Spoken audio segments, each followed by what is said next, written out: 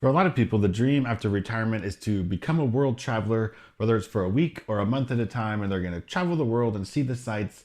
But I'm here to tell you that it's not all rainbows and unicorns all of the time. Although there are some places where there's chocolate concho and churros, which I just had yesterday morning, which were fabulous. But I'm here to tell you there are a lot of things that just may not look like they do in the brochure when they sell you a lifetime full of travel in your retirement years.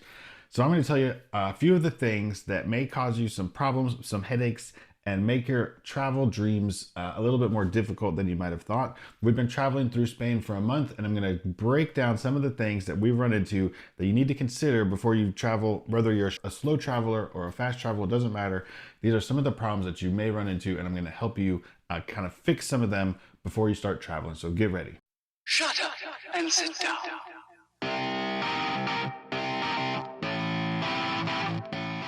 Just in case you're new here, my name is Jeff. This is the Retirement Mentality Channel. It's a place where we're going to change your mentality about retirement. And today we're going to talk about traveling in your retirement. Like I said, I've been traveling through Spain for about a month now, and we're actually looking for a place that we may want to live full time in our retirement. So if you're interested in possibly retiring in Spain, be sure to follow along on that journey. But in this video, we're going to specifically talk about traveling and some of the things you might encounter as a traveler. Okay, the first thing, depending on the age, if you're going to be retired, a lot of us, we talked a lot about retiring early on this channel, and I just turned 50 this year. So I'm no spring chicken, but I'm also not traveling at 70 years old. So this is a problem that is going to get worse the older that you get, but it's comfort level. And we found, we've been staying mostly in Airbnbs over the last month, and crappy couches and crappy beds have really been the problem because we have crappy backs. And after you spend a day exploring a European city, you do a lot of walking here in Europe, or in a lot of places in your travels you will. And so maybe you walk 4 or 5 miles in a day, and then you come home and you've got a crappy couch to sit on, and then you go to bed and you've got a crappy bed, and then you wake up and your back hurts worse than it did the previous day, and it just sort of compounds itself. And you can't even take a day off and lay on the couch because the couch sucks. I'm actually in my in-laws house in Spain right now, so this is actually a pretty nice couch, and we have a pretty nice bed here, but the Airbnbs, not so good. Which brings me to a second thing, which is basic inconsistencies in the Airbnbs that we've been staying in. Crappy couches and crappy beds is one thing that has been consistent in almost all of the Airbnbs that we've stayed in. But one thing that's been inconsistent is what comes with the house. We checked into one place and we were only there for 3 or 4 days, and it didn't have any dish soap. So we had to go to the store and buy dish soap, but it's not a huge expense, but it's a pain in the butt.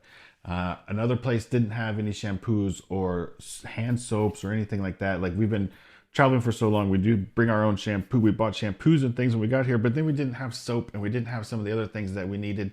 Some of the places had a washer and dryer, but then they didn't have they didn't have laundry detergent. So you have to buy a whole thing of laundry detergent just to do one load of laundry. So there's a lot of inconsistencies throughout these Airbnbs, inconsistencies in Wi-Fi and television is another thing, which we're going to talk about in the technology section in a second here. But, I watch some other full-time travelers on YouTube, and I see a lot of them have videos that say, we're quitting Airbnbs.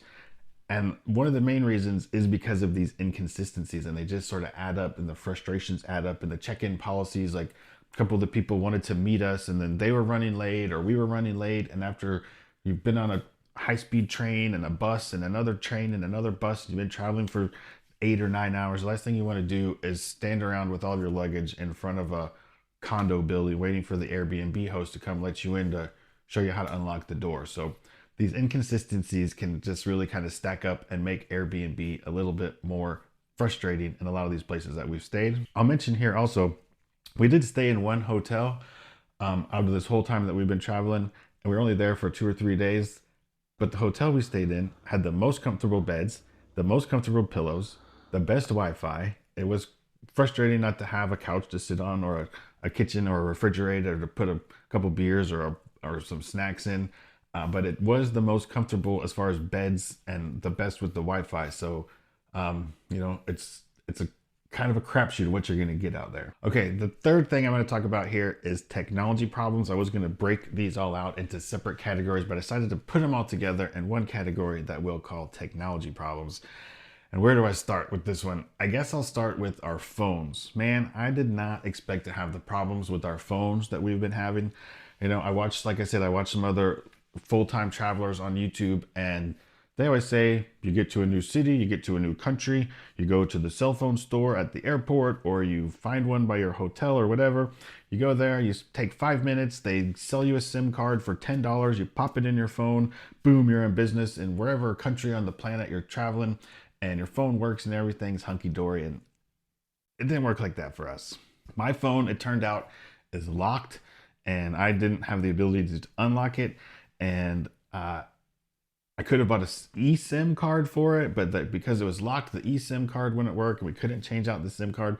So basically, my phone only works when I'm on Wi-Fi. Every time we go into a bar or a restaurant or a hotel, I'm frantically trying to get the Wi-Fi password so I can get on the internet for 5 minutes while we eat lunch. And then my wife is using one of my older phones, and I think it had two SIM card holes in it, but I don't know, for some reason they didn't work and they couldn't convert it or whatever. I don't know what the problem was with her phone. So what we ended up doing, luckily, we found out these problems as soon as we got to Spain. And for the first couple days of our trip, we stayed with her parents. We ended up borrowing an old iPhone from her dad and buying data for the old iPhone and then using it as a hotspot for our phone. So we've been carrying 3 phones around all the time. Big pain in the butt. Moral of the story is get this all sorted out before you leave. If you're new to traveling or you're going to a country you've never been to, go to your local store wherever you live. Make sure your phone is unlocked. Make sure it can take eSIMs, or figure out how to do this before you get to the new country, because we weren't able to sort out any of these problems here in Spain once we were already here. So get it sorted out before you leave. The next problem we've been encountering is Wi-Fi problems, and there's not a lot you can do about this one, I don't think, unless you have some sort of an external hotspot that you're using. But I don't know if these people in these Airbnbs just pay for the cheapest, crappiest internet provider things you can get. But two of the places we stayed in, the internet was just so bad. I tried to upload a video and it was going for like 2.5 days, and it never even finished uploading. The speeds were too slow. I just literally couldn't even upload a video onto YouTube. And we didn't try to stream anything.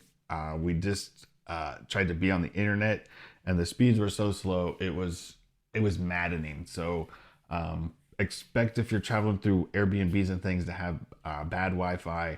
And if you need to do work, or if you're traveling and doing a little bit of work on the side, or you want to upload videos or things like that, like, try to look into what the speeds are ahead of time. Or maybe, I don't know if you can find that out from the Airbnb host before you check in.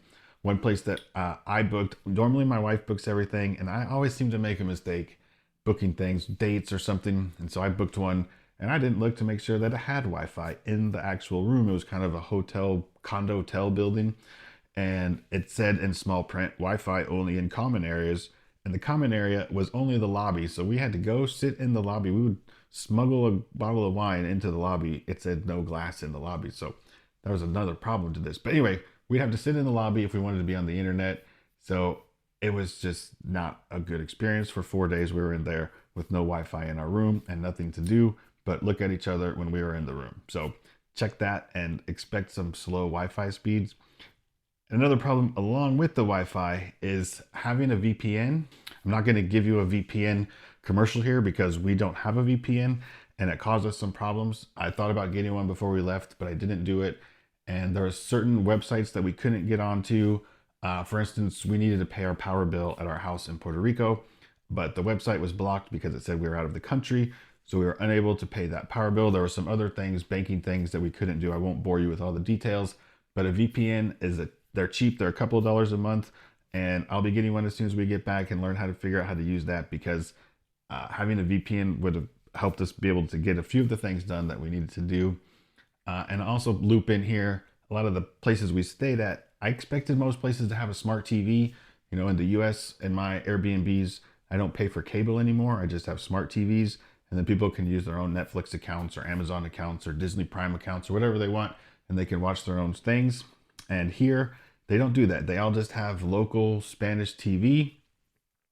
I don't know if I would have brought a Fire Stick, if I could have plugged it in, if I still would have needed a VPN or not. But I wish I would have brought a Fire Stick for some of the TVs, because it's a little frustrating if you don't speak the local language and all you can do is watch the local television, and you want to sit on your uncomfortable couch in the evening after a long day and watch a little TV and maybe have an adult beverage, and you can just watch the news in Spanish. And it was a little frustrating for me. I was going to talk about luggage, but this is getting a little bit long, so I'm going to just say quickly, we have backpacks, and there's some places having the backpacks are great. There's some place we wish we would have had a wheelie thing. So I don't know if there's some sort of backpack wheelie thing that would be nice for luggage.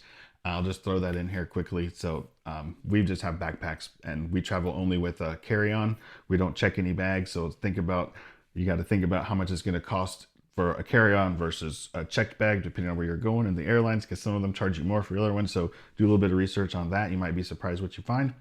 And the last thing I want to talk about, which hasn't been a problem, is our credit card. We have a great travel credit card, and it's worked everywhere that we've gone. And we only took $200 in euros with us. I told my wife we're going to go blow through that super fast, and I was wrong. She was right. Our credit card worked everywhere we went. A tip here, if you use a travel credit card, a lot of places use it. It's going to ask you if you want to pay in, like we're in Europe, so it said you want to pay in euros or do you want to pay in dollars. Always pick the currency of the country that you're in. You get the best conversion rate like that.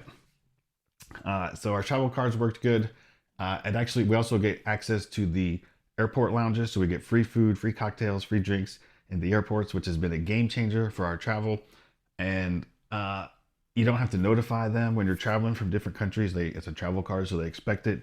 So if you don't have a good travel card, look into getting one. I'll put a link down below to mine. It does cost $500 a year, but you get $300 in vouchers back right away. This isn't sponsored by them or anything, but I just think it's the best travel card out there. Like I said, I'll put a link down below. I do get some points if you use my link. So if you're looking for a new card, you can use that and check it out. So that's it. Those are my tips. Hopefully these might give you some things to think about you may not have thought about if you're considering traveling outside of the US for retirement travel for a month, for a week, for a year, for a whole lifetime, whatever it may be. Hopefully some of these may have helped you a little bit. If you want to see some more about our trip through Spain and looking for a place we might be able to retire in, go click on this video over here. Otherwise, consider subscribing, and we'll see you in the next video.